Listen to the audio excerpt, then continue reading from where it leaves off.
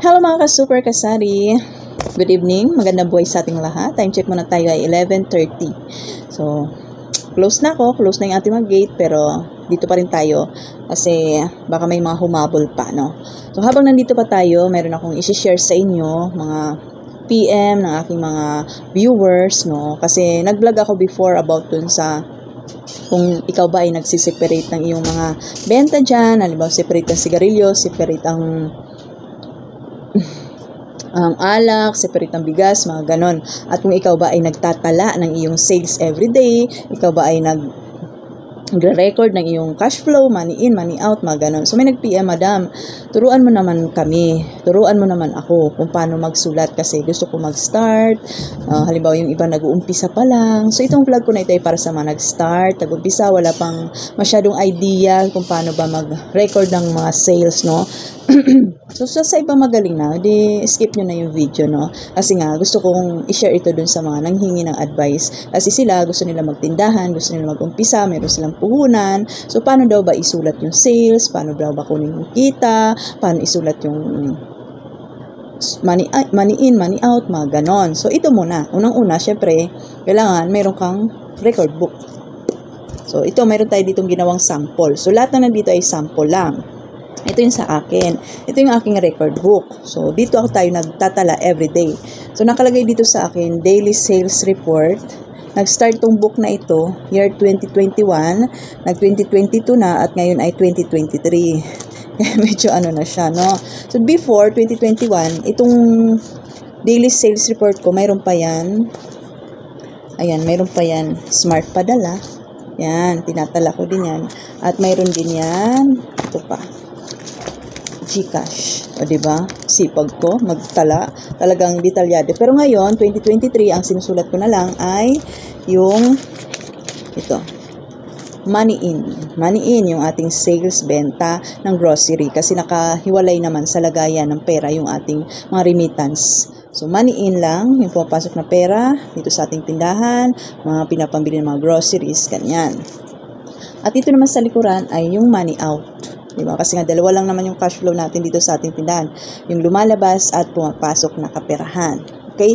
So, itong topic natin is labas dito. Wag muna natin isama yung mga expenses natin sa tindahan. Kasi nga, ang dito is nag-start ka pa lang. So, hindi mo pa ito kinukuhanan ng pambayad ng mga ganito. Kasi mayroong separate na nagbabayad doon. So, dito lang tayo mag-focus sa tindahan. Sa cash flow, money in, money out, kung magkano yung starting puhunan mo, kung magkano yung sales mo everyday, at kung paano kunin yung kita mo, kung 10% ba ito, mga ganon. Tapos, to total natin at the end of the month, ganon ito. Kung paano yung proseso. So, okay. So, dito tayo. Meron tayo ditong sample. So, lahat ng laman dito ay lahat ay sample. Sample lang ha, sample. So, sana ma-appreciate nito kasi nag-effort ako dito. Sumangat nga ang loon ni Madam Oy. So, dito, syempre, bibili kayo ng ganitong record book.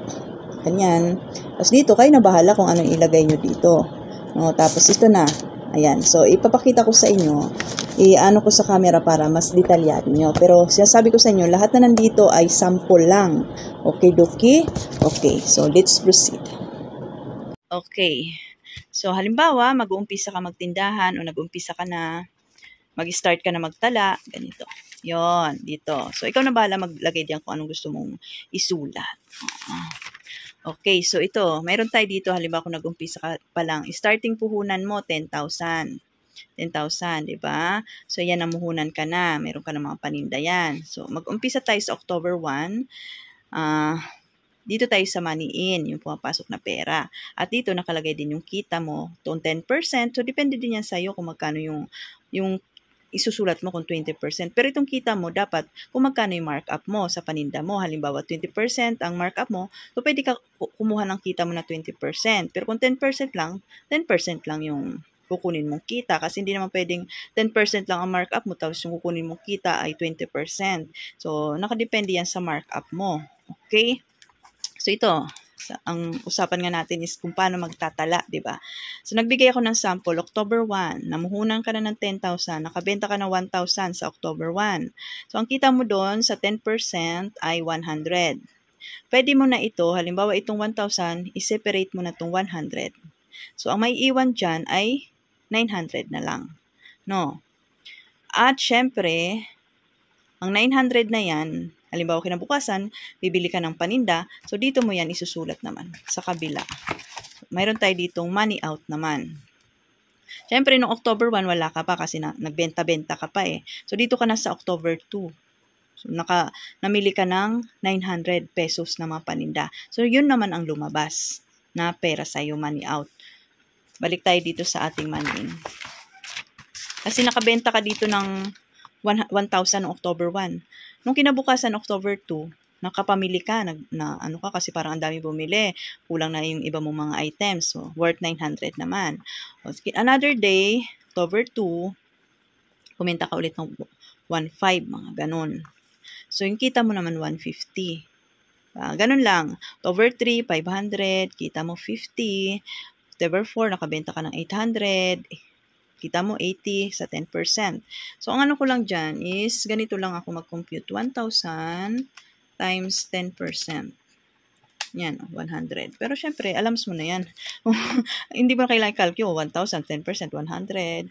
Sa 1,500, 150. Diba, 550, ganyan. So, hanggang matapos na yung buwan, 129, ayan na, nakabenta ka, mayroong malaki, may maliit. Syempre, hindi naman pere-parehas din ang benta sa isang araw, diba? Ito siguro weekend to, ganyan, di ba? Sample lang naman kasi to. Di ba? Yan na naman, medyo bumaba, medyo tumumal, ganyan. So, ito na, dumating na tayo sa 29. Ito na tayo sa 30, tsaka 31. End of the month, medyo malaki ang benta mo, 1,000. Ang kita mo, 100, tapos 1,200, 120. So, dito naman tayo, balik tayo dito sa money out. So, ganun pa rin. Every day na nagpo-purchase ka, nagbabayad ka sa mga deliveries mo, supplier mo, tinatala mo diyan dito. So, ito ay sample lang din. Halimbawa, mayroon din time na hindi tayo namili para madami pa tayong stocks, kaya wala tayong sinusulat na amount dyan. No? So, at the end of the month, total mo din kung magkano yung nilabas mong pera. So, itong mga nilabas mong pera, syempre, mula yun dun sa yung benta sa araw-araw. Diba? Sa araw-araw ka rin naglalabas. So, total lang to ng isang buwan. Umabutin yung money out mo ng 14,110. So, balik tayo dito. Dito naman sa yung money in, natapos na yung buwan, ang total na sales mo, gross sales, no? Yung hindi mo pa kinukuha yung kita mo. Halimbawa, kung monthly ka kumukuha ng kita mo. So, yung gross sales mo, umabot ka ng 26,500. Dahil sa 10%, kung sa isang buwan mo kukunin yun, ang kita mo ay 2,650 sa 10% yon. Kung sa monthly mo monthly, dahil nag-arawan tayo, ayan na, mga araw-araw mo. Mga araw na kita nakalagay dito. So, total lang yan. So, ito, syempre, kung halimbawa nga monthly, sa monthly na sales mo, tapos monthly ka rin nagbabawas, ito na lang yung pinaka-remaining mo. Parang, ito na yung, nilabas mo na yung kita mo, so ito yung maiiwan, 23,850 na pumasok na pera sa isang buwan. So dahil nga, naglabas tayo ng pera din, umabot din ng 14,110, so ito na lang yung parang natirang, ano mo, nabenta mo, sales mo ng month of October, 9,740. So dahil nga hindi mo naman to kailangan ipambayad sa, halimbawa hindi mo pa nga ginagamit to pambayad ng kung ano-ano, ng mga expenses mo. So nandito lang 'yan. Mayroon kang natitirang puhunan na 9,740 na pwede mo palang ipangpuhunan dahil nga ito ay benta ng month of October. Ganyan. Okay? So ito naman. Mag-move na tayo sa November. Namuhunan ka nung October ng 10,000. So, itong pinagbentahan mo, dahil nga pinapaikot-ikot mo lang yung benta sa yung tindahan dahil nag-umpisa ka pa lang, so dinagdag mo na dito. So, sa November, ang puhunan na yung tindahan ay 19,740. Yan. Diba? Kasi dinagdag mo. At November 1 naman, halimbawa November 1, ay, nakaipon ka ng ganito, gusto mo mamili, madagdagan na yung mga items mo. Siyempre, makikita mo naman yung sa yung tindahan, ay, nadagdagan. Medyo dumami na yung mga items mo kasi nag-additional ka na ulit ng ano. Kasi nga, di ba, pinapaikot-ikot lang natin. Hindi tayo nagbabawas ng kung ano-anong mga bayarin natin. Basta dito lang, sa tindahan lang. So, dito naman, dahil ginastos mo yung November 1, naghakot everyone ka, di ba? Siyempre, nilahat mo yung natira. O, di susulat din natin sa ating money out ng November, 9,740. Ganon. Tapos, siyempre, dito, mag-start ka ulit dito ng iyong money in November 1. Yan, benta-benta ka ulit. Ganon lang. Ganon lang yung proseso. No? So, ito lang naman ay base sa akin. Siyempre, marami pa rin mas magaling. So, yung ka-super nang hingi sa akin, so ito yung aking mai-advise sa'yo. Okay? So, dito, dahil nagro-rolling-rolling ka pa lang, medyo dumadami ng paninda mo niyan, no? Pero hindi mo pa nakukuha yung return of investment mo na 10,000. Nandun pa rin sa tindahan. Siguro dito sa, na ito, sa second month ng November, pag malaki-laki ang benta mo, di ba? Tapos hindi mo pa rin ginagamit sa mga expenses mo, pinaparolling mo pa rin yung store mo, ganyan. So, siguro dito sa November, makukuha mo na itong in-starting puhunan mo na 10,000. Diba? Kasi mag-sales ka pa yan eh. Pero kung hindi mo kukunin yung starting puhunan, idagdag mo pa rin. Ganun pa rin ang gawin mo. 10,000, tapos 9,740 yung another month, tapos next ulit kung magkano yung natira, i-add mo lang ng i-add. Siguro mga 5 months, nako, marami ka ng paninda. No, 5 months, 1 year, 5 years, 8 years, siguro magiging ganito na. Basta, tapos magiging bread and butter mo na pwede ka na kumuha dun ng pambayad mo sa mga bills, sa Meralco, mga ganun. Pero sa umpisa kasi, syempre, dapat dalawa kayo ng mister mo. Si mister mo ang nagmamanage pa rin ng mga expenses mo. Ikaw, talagang pinaparolling mo lang yung tindahan mo kasi gusto mo lumago ito. So, ganun lang, no? Okay? Nagets ba? Sana nagets, no? Pinag-importan ko yan. So, itong kita, depende lang yan sa'yo, ha? Pwede rin 10%, pwede 15%, pwede 20%. Pero yung sinasabi ko sa iyo, yung kita, depende sa markup ng paninda mo. Kung ang markup mo ay 10%, so basically, dapat 10% lang din yung kukunin mo. Diba? Pero dito sa ating tindahan, diba? Mayroon 10%, may 15%, may 20%, may 5% kung nag-wholesale tayo. O di malalaman mo naman yan pag patuloy sa pagtitinda. Matututo ka na lang din sa sarili mong diskarte. Basta ito ay, lahat itong inano ko sa'yo ay sample lang. No, paano kunin yung kita, paano i-total, paano i-minus yung pumasok na pera, tsaka lumabas, tapos paano mag-add ng puhunan, mga ganun. Okay? Okay, so bye-bye na. Thank you for watching.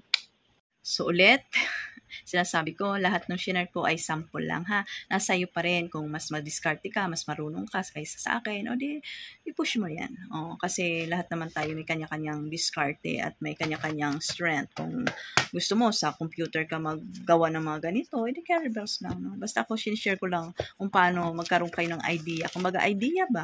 Diba? Ng aking mga ka-super viewer na nanghingi ng advice. So, para lang. So, sana i-appreciate. No? Kasi, diba? Ganun naman. So, yun lang. Bye-bye. Thank you for watching.